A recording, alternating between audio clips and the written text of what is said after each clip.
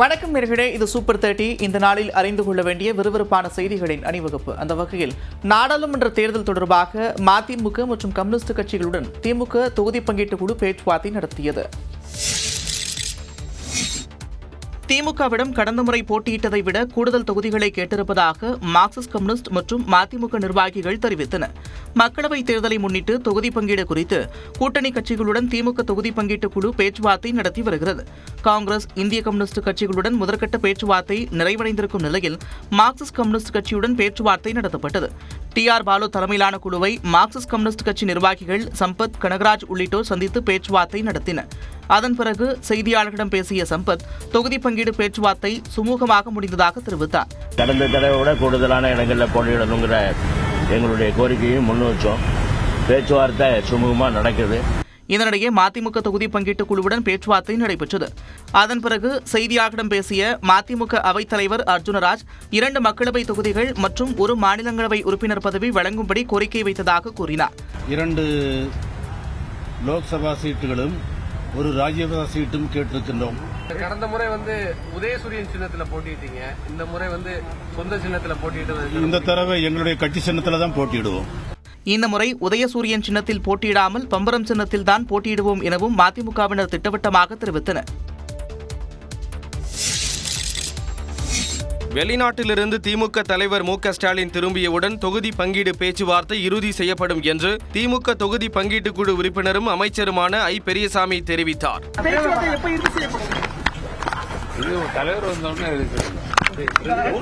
மக்களவைத் தேர்தல் தொகுதி பங்கீடு தொடர்பாக விசிக, இந்திய யூனியன் முஸ்லீம் லீக் மற்றும் கொங்குநாடு மக்கள் தேசிய கட்சிகளுடன் திமுக வரும் 12ஆம் தேதி பேச்சுவார்த்தை நடத்த உள்ளதாக அமைச்சர் பெரியசாமி கூறினார்.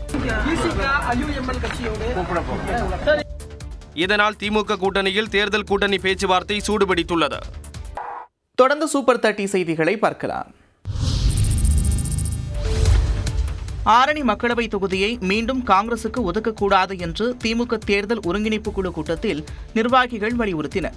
மக்களவைத் தேர்தலுக்கு 2 மாதங்களே இருக்கும் நிலையில் தொகுதி வாரியாக கட்சி நிர்வாகிகளுடன் திமுக தேர்தல் ஒருங்கிணைப்பு குழு ஆலோசனை நடத்தி வருகிறது. அந்த வகையில் திருவண்ணாமலை, ஆரணி மக்களவை தொகுதிகளைச் சேர்ந்த நிர்வாகிகளுடன் ஆர்.எஸ். பாரதி, கே.என். நேரு, உதயநிதி ஸ்டாலின் உள்ளிட்ட 5 பேர் அடங்கிய குழு ஆலோசனை நடத்தியது. அப்போது ஆரணி மக்களவை தொகுதி உறுப்பினர் விஷ்ணு பிரசாத்தின் செயல்பாடு குறித்து திமுக நிர்வாகிகள் கடும் அதிருப்தியை வெளிப்படுத்தியதாக கூறப்படுகிறது. ஆரணி தொகுதியை இந்த முறை காங்கிரசுக்கு ஒதுக்கக்கூடாது என்று திமுக வேட்பாளரை போட்டியிட வேண்டும் என்றும் நிர்வாகிகள் வலியுறுத்தியதாக தெரிகிறது.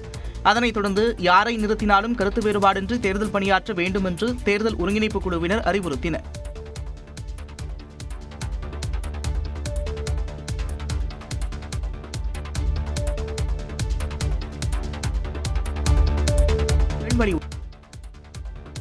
மக்களவைத் தேர்தலில் தங்களுடன் கூட்டணி அமைக்க பெரிய கட்சிகள் பேசி வருவதாக அதிமுக முன்னாள் அமைச்சர் ஜெயக்குமார் தெரிவித்தார். சென்னை ராயப்பேட்டையில் உள்ள அதிமுக தலைமை அலுவலகத்தில் மக்களவை தேர்தல் அறிக்கை தயாரிக்கும் குழு ஆலோசனை கூட்டம் நடைபெற்றது. இந்த கூட்டத்தில் முன்னாள் அமைச்சர்கள் நத்தம் விஸ்வநாதன், பொன்னையன், ஜெயக்குமார், ஆர்.பி. உதயகுமார், செம்மலை, ஓ.எஸ். மணியன், வளர்மதி ஆகியோர் கலந்து கொண்டனர். அதன் பின் செய்தியாளர்களிடம் பேசிய ஜெயக்குமார், பொதுமக்களின் கருத்துக்களின் அடிப்படையில் தேர்தல் அறிக்கை தயாரிக்கப்படும் என்று தெரிவித்தார். பெரிய கட்சிங்க எல்லாரும் பேசிட்டு இருக்காங்க வருதுக்கு, அது இப்ப சொல்ல முடியாது. அப்ராப்ரியேட் டைம்ன்றது நெருக்கத்தில் சொல்லுவோம். அதிமுகவுடன் பிற கட்சிகளை கூட்டணிக்கு கொண்டுவர தமாக தலைவர் ஜி.கே. வாசன் முயற்சியில் ஈடுபட்டுள்ளாரா என்ற கேள்விக்கு பதிலளித்த ஜெயக்குமார், அதிமுகவுடன் பாஜக இல்லாத மற்ற கட்சிகளை ஒருங்கிணைக்கும் பணிகளை யார் செய்தாலும் வரவேற்கத்தக்கதுதான் என்று கூறினார். பிஜேபி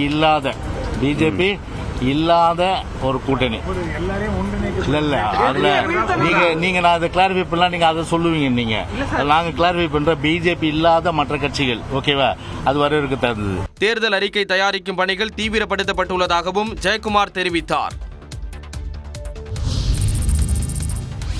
ஸ்பெயின் பயணம் மேற்கொண்டுள்ள முதலமைச்சர் மு.க. ஸ்டாலின் நாடாளுமன்ற தேர்தல் தொடர்பாக திமுக ஒருங்கிணைப்பு குழுவுடன் காணொலியில் ஆலோசனை நடத்தினார். நாடாளுமன்ற தேர்தலை முன்னிட்டு திமுக சார்பில் அமைக்கப்பட்ட ஒருங்கிணைப்பு குழு தொகுதி வாரியாக நிர்வாகிகளுடன் ஆலோசனை நடத்தி வருகிறது. இந்நிலையில் ஸ்பெயின் பயணம் மேற்கொண்டுள்ள முதலமைச்சர் மு.க. ஸ்டாலின் அங்கிருந்து காணொலி காட்சி வாயிலாக ஒருங்கிணைப்பு குழுவுடன் ஆலோசனை நடத்தினார். இதில் கே.என். நேரு, ஆர்.எஸ். பாரதி, ஏவா வேலு, தங்கம் தென்னரசு, உதயநிதி ஸ்டாலின் ஆகிய 5 அடங்கிய ஒருங்கிணைப்பு குழுவினர் பங்கேற்றனர். அப்போது கள நிலவரம் குறித்தும் தொகுதி பங்கீடு குறித்தும் கட்சி நிர்வாகிகள் கூறிய கருத்துக்களை கேட்டறிந்த முதலமைச்சர் மு.க. ஸ்டாலின் தேர்தல் பணிகள் தொடர்பாகவும் ஆலோசித்தார். அத்துடன் சட்டப்பேரவை பட்ஜெட் கூட்டத்தொடர் குறித்தும் முதலமைச்சர் மு க ஸ்டாலின் காணொலி வாயிலாக ஆலோசனை நடத்தினார். டெல்லி சென்றுள்ள ஆளுநர் ஆர் என் ரவி மத்திய உள்துறை அமைச்சர் அமித்ஷா உள்ளிட்டோரை சந்தித்து பேச இருக்கிறார். தமிழ்நாடு சட்டப்பேரவை கூட்டத்தொடர் அறிவிக்கப்பட்ட நிலையில் ஆளுநர் ஆர் என் ரவி 3 நாள் பயணமாக டெல்லி புறப்பட்டார். தமிழ்நாடு சட்டப்பேரவை கூட்டம் வருகின்ற 12ஆம் தேதி கூடுகிறது. 19ஆம் தேதி நிதிநிலை அறிக்கை தாக்கல் செய்யப்படவுள்ளது. நடப்பாண்டின் முதல் கூட்டம் என்பதால் ஆளுநர் உரை இடம்பெறவுள்ளது. இது தொடர்பாக சபாநாயகர் அப்பாவு ஆளுநர் ரவி நேரில் சந்தித்து அழைப்பு விடுத்துள்ளார். நிலையில் ஆளுநர் ஆர் என் ரவி 3 நாள் பயணமாக டெல்லி செல்கிறார். இந்த பயணத்தின் போது மத்திய உள்துறை அமைச்சர் அமித்ஷாவை ஆளுநர் சந்தித்து பேசுவார் என்று எதிர்பார்க்கப்படுகிறது. கடந்த ஆண்டு சட்டப்பேரவை முதல் கூட்டத்தொடரின் போது ஆளுநர் உரை தொடர்பான முதலமைச்சரின் தீர்மானத்தை தொடர்ந்து ஆளுநர் வெளியேறியது பெரும் சர்ச்சைக்கு உள்ளானது. அதற்கு பிறகு அரசுடனான உரசல் போக்கு நீடித்ததால் பல மசோதாக்களை ஆளுநர் நிலுவையில் வைத்திருந்தார். அரசு உச்சநீதிமன்றத்தை நாடிய நிலையில் உச்சநீதிமன்ற அறிவுறுத்தலை தொடர்ந்து மசோதாக்களுக்கு ஆளுநர் ஒப்புதல் அளித்தார். இதனிடையே அண்மையில் கேரள சட்டப்பேரவையில் ஆளுநர் முகமது ஆரிஃப் கான் மாநில அரசின் உரையை முழுமையாக வாசிக்காமல் வெளியேறியதும் சர்ச்சையானது குறிப்பிடத்தக்கது.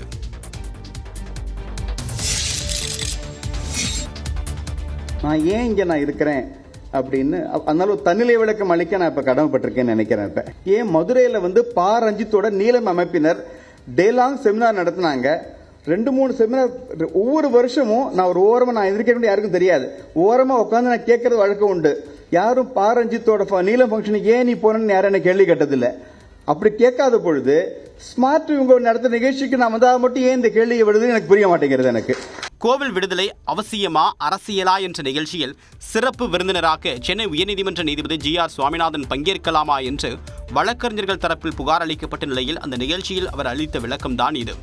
ஸ்மார்ட் என்கிற ஊடக நிறுவனம் சென்னையில் நடத்திய நிகழ்ச்சியில் கலந்து கொண்டு பேசிய நீதியரசர் ஜி.ஆர். சுவாமிநாதன் கோவில் அரசின் கட்டுப்பாட்டில் இருக்க வேண்டுமா வேண்டாமா என்ற விவாதம் தொடர்ந்து நடைபெற வேண்டும் என்று கூறினார். எந்த அளவுக்கு ஒரு கோயில்களில் நடக்கக்கூடிய ஒரு விஷயங்கள்ல அதுவும் அந்த சம்பிரதாயங்கள் சம்பந்தமாக ஒரு டிபார்ட்மெண்ட்டோ அரசோ மற்ற யாரோ உத்தரவிட முடியும் அப்படிங்கிற ஒரு முக்கியமான ஒரு கேள்வி எழுகிறது. ஒரு டெம்பிள்ஸ் அப்படிங்கறதெல்லாம் ஒரு கவர்மெண்ட் கண்ட்ரோல் இருக்கணுமா வேண்டாமா அப்படிங்கிறது ஒரு முக்கியமான விவாத பொருள், ரொம்ப முக்கியம், மேஜர் இஷ்யூ. இதை பத்தி ஒரு பெரிய டிஸ்கஷன் நடக்கணும் அப்படின்னா இந்த மாதிரி நிகழ்ச்சிகள் நடந்தா தான் நடக்கும். இப்போதைக்கு தனது வகுப்பு தோழன் மீதான நிதி முறைகேடு புகாரில் தான் அளித்த அறிக்கை அடிப்படையில் அவர் நீதிபதி பணியிலிருந்து நீக்கப்பட்டதாகவும் ஜி.ஆர். சுவாமிநாதன் தெரிவித்தார். தொடர்ந்து சூப்பர் 30 செய்திகளை பார்க்கலாம்.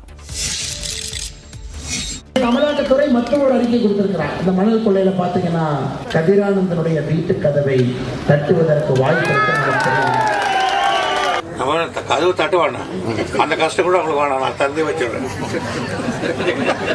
வேலூர் எம்பி கதிரானந்த் வீட்டின் கதவை அமலாக்கத்துறை எப்போது வேண்டுமானாலும் தட்டும் என அண்ணாமலை கூறியதற்கு கதவை யாரும் தட்ட வேண்டாம், திறந்தே வைத்திருப்பதாக அமைச்சர் துரைமுருகன் பதிலடி கொடுத்துள்ளார். வேலூர் மாவட்டம் காட்பாடி அடுத்த பிரம்மபுரம் பகுதியில் பாண்டியன் மடுவு கால்வாயை 6,32,00,000 ரூபாய் மதிப்பீட்டில் புனரமைப்பு மற்றும் சீரமைப்பு பணியை நீர்வளத்துறை அமைச்சர் துரைமுருகன் தொடங்கி வைத்தார். பின்னர் செய்தியாளர்களிடம் பேசிய அவர், கட்சி தொடங்குவது, பிற கட்சியில் சேருவது ஒருவரது தனிப்பட்ட விருப்பம் என்று விஜயின் அரசியல் பிரவேசம் குறித்து பதிலளித்தார். விஜய் அரசியல் கட்சி ஆரம்பிச்சிருக்கிறார், அதுதான் உங்களுடைய பார்வை எப்படி சார்? யார் வேணா ஆரம்பிக்கலாம், யார் வேணா ஆரம்பிக்கலாம், யார் வேணா எந்த கட்சியில் வேணா சேரலாம், அது ஒன்று இருக்குது. பொருளாதாரத்தில் தமிழ்நாடு பின்தங்கி இருப்பதாக கூறுவதற்கு அண்ணாமலை பொருளாதார வல்லுநர் இல்லை என்றார். தனக்கு வாழ்த்து தெரிவித்தவர்களுக்கு நடிகர் விஜய் நன்றி தெரிவித்துள்ளார்.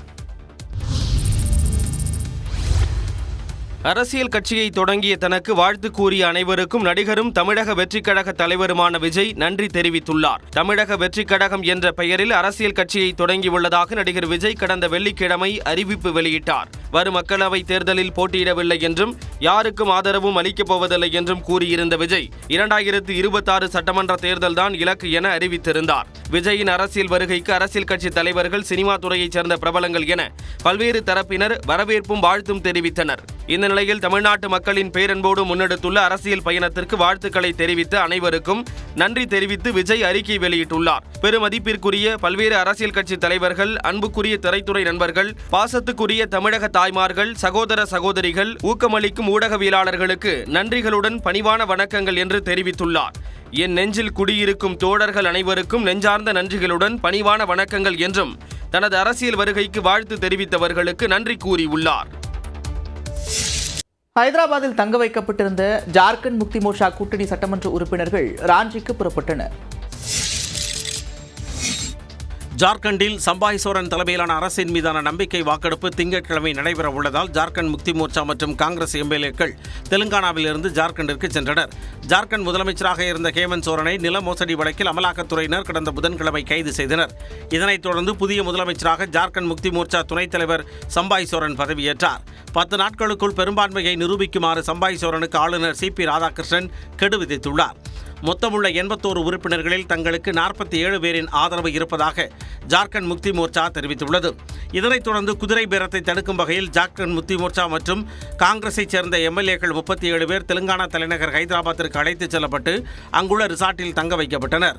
இந்நிலையில் சட்டப்பேரவையின் 2 நாள் கூட்டம் திங்கட்கிழமை தொடங்குகிறது. சம்பாய் சோரன் அரசு மீதான நம்பிக்கை வாக்கெடுப்பு திங்கட்கிழமை நடைபெறும் என்று எதிர்பார்க்கப்படுகிறது.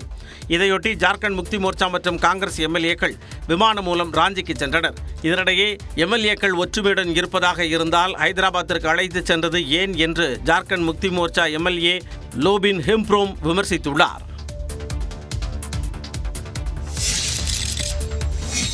பாஜகவில் இணைய சொல்லி அழுத்தம் கொடுப்பதாகவும் ஒருபோதும் அது நடக்காது எனவும் டெல்லி முதலமைச்சர் அரவிந்த் கெஜ்ரிவால் தெரிவித்துள்ளார். டெல்லியில் ஆம் ஆத்மி எம்எல்ஏக்களை விலைக்கு வாங்கி ஆட்சியை கவிழ்க்க பாஜக சதி செய்து வருவதாக அரவிந்த் கெஜ்ரிவால் அண்மையில் பரபரப்பு குற்றச்சாட்டை முன்வைத்திருந்தார். ஆனால் பாரதிய ஜனதா கட்சி அதனை திட்டவட்டமாக மறுத்திருந்தது. இந்த நிலையில் டெல்லியில் பள்ளி கட்டட அடிக்கல் நாட்டு விழாவில் பேசிய கெஜ்ரிவால் பாஜக மீது மற்றொரு குற்றச்சாட்டை முன்வைத்தார். பாஜகவில் சேர சொல்லி விசாரணை அமைப்புகள் மூலம் தனக்கு அழுத்தம் தருகிறார்கள் என்றும் தான் வளைந்து கொடுக்க போவது இல்லை என்றும் கூறியுள்ளார். பாரதிய ஜனதாவில் இணைந்தால் மதுபான கொள்கை முறைகேடு வழக்கில் தங்களை விடுவிப்பதாக கூறினர் என்றும் அவர் தெரிவித்தார். நாங்கள் எந்த தவறும் செய்யவில்லை என்றும் நாங்கள் தலைவணங்க மாட்டோம் என்றும் திட்டவட்டமாக தெரிவித்து விட்டதாக அரவிந்த் கெஜ்ரிவால் கூறினார். அவர்களின் நிர்பந்தத்திற்கு அடிபணிய மாட்டோம் என்றும் ஒருபோதும் பாஜகவில் இணையப் போவதில்லை என்றும் அவர் திட்டவட்டமாக தெரிவித்துள்ளார். பாகிஸ்தானுக்கு உளவு பார்த்ததாக ரஷ்யாவில் உள்ள இந்திய தூதரகத்தில் பணியாற்றிய நபர் கைது செய்யப்பட்டுள்ளார். ரஷ்ய தலைநகர் மாஸ்கோவில் உள்ள இந்திய தூதரகத்தில் உத்தரப்பிரதேசத்தைச் சேர்ந்த சத்யேந்திர சிவால் என்பவர் பணியாற்றி வந்தார். இவர் பாகிஸ்தான் உளவு அமைப்பான ISIக்கு உளவு பார்த்ததாக குற்றச்சாட்டு எழுந்தது. முதலில் உளவு அமைப்புடன் உள்ள தொடர்பை அவர் மறுத்தார். பின்னர் பயங்கரவாத தடுப்பு படை போலீசார் உரிய ஆதாரங்களை வைத்து துருவி விசாரணை செய்தனர். பின்னர் உளவு பார்த்தது உண்மைதான் என்று சத்யேந்திர சிவால் ஒப்புக்கொண்டார். இந்திய அதிகாரிகளிடம் லஞ்சம் கொடுத்து இந்திய ராணுவம் மற்றும் அதன் செயல்பாடுகள் குறித்த தகவல்களை பெற்றதும் இந்திய தூதரகம், மத்திய பாதுகாப்பு அமைச்சகம் மற்றும் வெளியுறவு அமைச்சகம் குறித்த தகவல்களை பாகிஸ்தான் உளவுத்துறைக்கு பகிர்ந்ததும் தெரியவந்துள்ளது. அவரை கைது செய்த போலீசார் தொடர்ந்து விசாரணை நடத்தி வருகின்றனர். 10வது முறையாக எடப்பாடி பழனிசாமி தோல்வியடைய வேண்டும் என்று முன்னாள் முதலமைச்சர் O. பன்னீர்செல்வம் விருப்பம் தெரிவித்துள்ளார். கன்னியாகுமரி கிழக்கு மற்றும் மேற்கு மாவட்ட OPS அணியினர் சார்பில் உரிமை மீட்புக் குழு ஆலோசனைக் கூட்டம் நாகர்கோவிலில் நடைபெற்றது.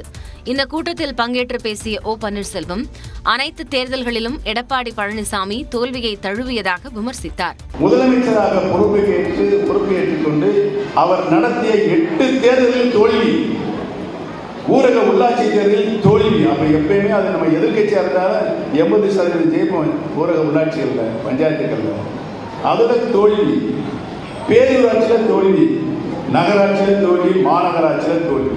தொடர்ந்து பேசிய அவர், அண்ணாமலை கூறியதால்தான் கடந்த முறை ஈரோடு கிழக்கு தேர்தலில் தானும் TTV தினகரனும் எடப்பாடி பழனிசாமிக்கு எதிராக வேட்பாளர்களை நிறுத்தவில்லை என்றும் OPS தெரிவித்தார்.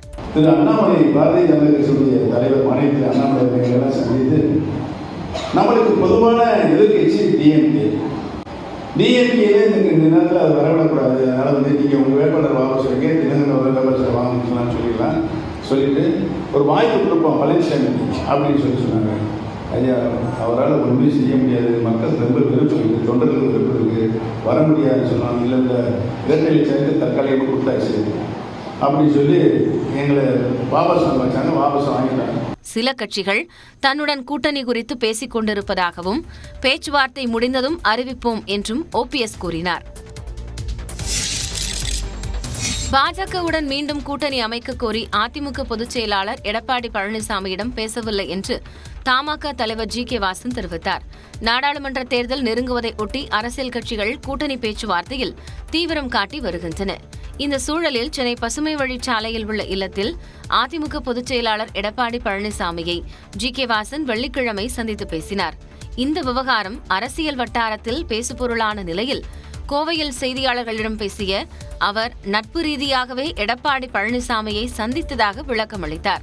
பாரதிய ஜனதா கட்சிக்கு தமிழகத்தில் மட்டுமல்ல எந்த மாநிலத்திலும் அவர்களுக்கு கூட்டணிக்காக யாரும் பேசுவதற்கு தேவையில்லை, அவசியம் இல்லை என்பது என்னுடைய கருத்து. நாட்டு நலன் குறித்து எடப்பாடி பழனிசாமியிடம் பேசியதாகவும் ஜி.கே. வாசன் தெரிவித்தார்.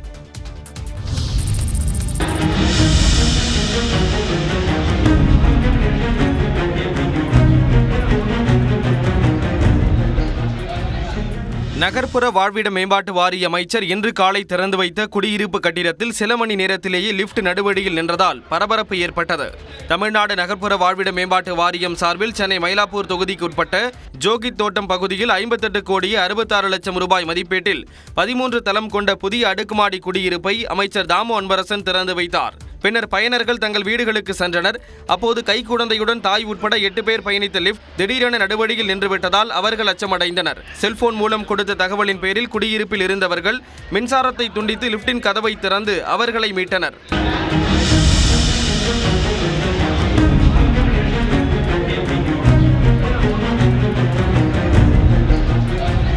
ஜெனரேட்டர் நிறுத்தப்பட்டதால் லிப்ட் பாதி வழியில் நின்றதாக கூறப்படும் நிலையில் ஓரிரு குறைகள் ஒரு வாரத்தில் சரி செய்யப்படும் என ஊழியர்கள் தெரிவித்தனர்.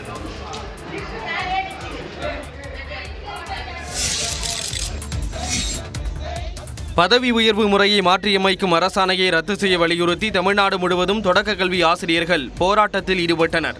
நடுநிலை பள்ளி தலைமை ஆசிரியர் பணிக்கான நியமன விதிமுறைகளில் திருத்தம் மேற்கொள்ளப்பட்டு தமிழ்நாடு அரசு அரசாணையின் 243 வெளியிட்டது. இது தொடக்க பள்ளியில் பணியாற்றும் 90% ஆசிரியர்களின் பதவி உயர்வை பறிக்கும் என தொடக்க கல்வி ஆசிரியர்கள் குற்றம் சாட்டி வருகின்றனர். இந்த நிலையில் தென்காசி புதிய பேருந்து நிலையம் அருகே டிட்டோஜாக் அமைப்பின் சார்பில் அரசாணை எண் 243 ரத்து செய்ய வலியுறுத்தி போராட்டம் நடைபெற்றது. கருப்பு சட்டை பேட்ச் அணிந்து கலந்து கொண்ட ஆசிரியர்கள் எம்இஎஸ் மற்றும் எண்ணும் எழுத்தும் திட்டங்களை ரத்து செய்ய கோரியும் முழக்கங்களை எழுப்பினர்.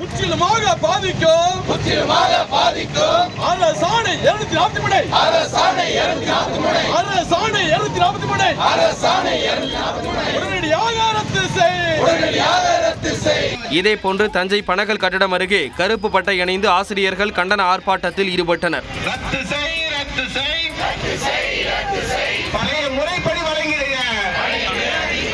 திருப்பூர் மாவட்ட ஆட்சியர் அலுவலகம் முன்பு நடைபெற்ற ஆர்ப்பாட்டத்தில் பேச்சுவார்த்தையின் போது உறுதியளித்ததை தமிழ்நாடு அரசு அரசாணையாக வெளியிட வேண்டும் என வலியுறுத்தினர்.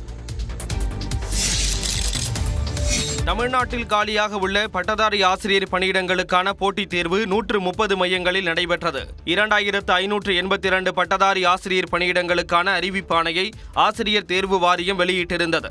இந்த எழுத்து தேர்வில் பங்கேற்க அரசாணை 149 படி ஆசிரியர் தகுதி தேர்வில் தேர்ச்சி பெற்றிருக்க வேண்டும். அதன்படி அரசு பள்ளிகளில் உள்ள பட்டதாரி ஆசிரியர் பணியிடங்களுக்கான தேர்வுக்கு 41485 பேர் விண்ணப்பித்திருந்தனர். தேர்வர்கள் தீவிர சோதனைக்கு பின் தேர்வு அறைக்கு அனுமதிக்கப்பட்டனர். காலை 10:30 மணிக்கு தொடங்கிய தேர்வு பிற்பகல் 1:30 மணி வரை நடைபெற்றது. தமிழ் மொழி தேர்வு சற்று கடினமாக இருந்ததாக தேர்வர்கள் பலர் கூறினர். கொஸ்டின் பேப்பர் பார்த்தீங்கன்னா டஃப் தான். சிலபஸ்ல இருந்தது ஒன்று, அவங்க கேட்டுக்கிறது வந்து அவுட் ஆஃப் சிலபஸ் மாதிரி நான் ஃபீல் பண்ணுறேன். சப்ஜெக்ட் வந்து புரிஞ்சுக்கிட்டு எழுதுகிற மாதிரி இருக்குது சார். நம்ம டைரெக்டாக படித்ததெல்லாம் அப்ளிகபிள் ஆகலை. கட்டாய தமிழ் தகுதி தேர்வில் 40% மதிப்பெண்கள் பெற்று தேர்ச்சி பெற்றால் மட்டுமே பிரதான தேர்வுக்கு விண்ணப்பதாரர்கள் அனுமதிக்கப்படுவர் என ஆசிரியர் தேர்வு வாரியம் அறிவித்துள்ளது. தமிழ்நாட்டில் 10, 11 மற்றும் 12ஆம் வகுப்பு பொதுத் தேர்வினை கண்காணிக்க மாவட்ட அளவில் கண்காணிப்பு அதிகாரிகளை நியமித்து பள்ளிக்கல்வித்துறை உத்தரவிட்டுள்ளது. அதன்படி சென்னை மாவட்டத்திற்கான கண்காணிப்பு அதிகாரியாக ஆசிரியர் தேர்வு வாரிய தலைவர் ஸ்ரீ வெங்கடப்பிரியா நியமிக்கப்பட்டுள்ளார். பள்ளிக்கல்வித்துறை இயக்குநர் அறிவொளி திருவள்ளூர் மாவட்டத்திற்கும், ஒருங்கிணைந்த பள்ளிக்கல்வி மாநில திட்ட இயக்குநர் ஆர்த்தி செங்கல்பட்டு மாவட்டத்திற்கும் சிறப்பு அதிகாரிகளாக நியமனம் செய்யப்பட்டுள்ளனர். மதுரை மாவட்டத்திற்கு தனியார் பள்ளிகள் இயக்குநர் நாகராஜ முருகன், சேலம் மாவட்டத்திற்கு தமிழ்நாடு பாடநூல் கழகத்தின் செயலாளர் குப்புசாமி மற்றும் ஈரோடு மாவட்டத்திற்கு தமிழ்நாடு பாடநூல் கழகத்தின் மேலாண்மை இயக்குநர் ஜெயலட்சுமி ஆகியோர் என 38 மாவட்டத்திற்கும் சிறப்பு அதிகாரிகள் நியமனம் செய்யப்பட்டுள்ளனர். மேலும் பொதுத் தேர்விற்கான ஆலோசனைக் கூட்டம் வருகிற 6ஆம் தேதி திருச்சியில் நடத்தவும் தேர்வுத்துறை ஏற்பாடு செய்துள்ளது. 12ஆம் வகுப்பிற்கான செய்முறை தேர்வு பிப்ரவரி 12ஆம் தேதி தொடங்குகிறது. அண்மை செய்திகளுக்கு இணைந்திருங்கள். இது நியூஸ் 18 தமிழ்நாடு.